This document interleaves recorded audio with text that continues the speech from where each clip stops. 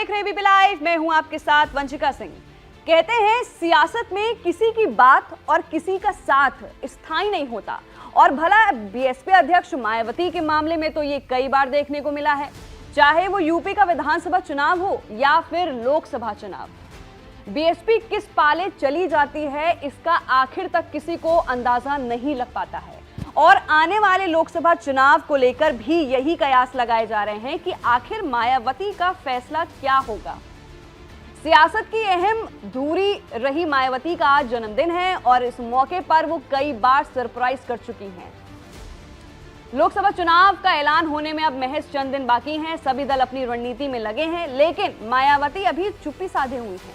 उनका रुख क्या होगा ये अभी सामने नहीं आया है, लिहाजा ये अंदाजा लगाया जा रहा है कि लखनऊ में उनके जन्मदिन पर आयोजित होने वाले कार्यक्रम में वो बड़ा ऐलान कर सकती हैं। बीएसपी का गढ़ यूपी माना जाता है। यूपी में लोकसभा की सबसे ज्यादा 80 सीटें हैं, लिहाजा यूपी की अहमियत सभी समझते हैं। इसलिए मायावती को इंडिया में शामिल करने के लिए कांग्रेस की कोशिशें जारी हैं। यूपी के कांग्रेस प्रभारी बनाए गए अविनाश पांडे लगातार बीएसपी के संपर्क में हैं। हालांकि अखिलेश यादव को सीटों को लेकर थोड़ी असमंजस में है, लेकिन वो भी बीएसपी की अहमियत को जानते हैं और थोड़ा लचीलापन रुख भी अपनाए हुए हैं। तभी तो उन्होंने अपने पार्टी के नेताओं से मायावती पर संभल कर बयान देने का निर्देश दे चुके हैं।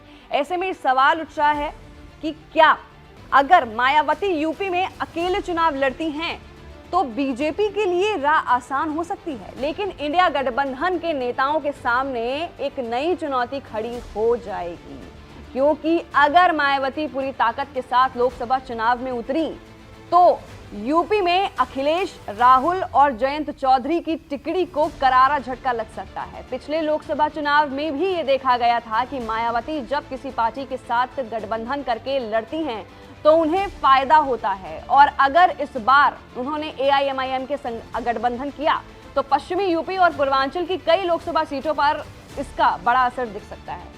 पश्चिमी यूपी में सहारनपुर, बिजनौर, मेरठ, बुलंदशहर, कैराना, मुरादाबाद, संभल और अलीगढ़ वो सीटें हैं जहां दलित मुस्लिम वोटर 30% से ऊपर है, और इन सीटों पर पिछले चुनाव में बीएसपी ने अच्छा प्रदर्शन किया था।